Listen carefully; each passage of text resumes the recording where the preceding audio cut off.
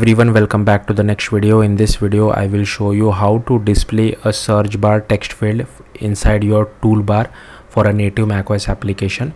So first here you can see I have one toolbar and I'm displaying some I can type some text inside it.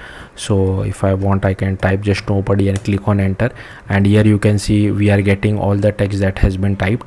Let's see how to do this. So first I have created a native macOS application using Xcode. I am using AppKit Cocoa, but if you want you can use Swift UI as well.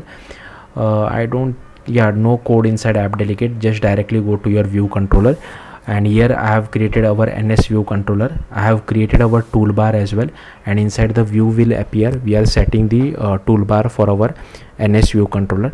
Then here I have created one method called search field did change. So every time some text changes inside our search field, we get it over here.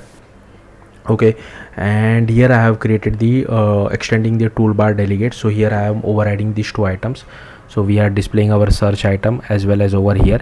Then inside this particular method, we first get hold of our search item.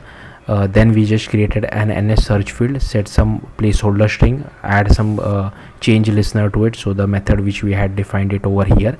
And then we just do an NS search toolbar item, set the search item to it, and search item dot label is empty. Then set the search field to it as well, and then just return our search item. So yeah, that's it. Thank you for watching. Bye.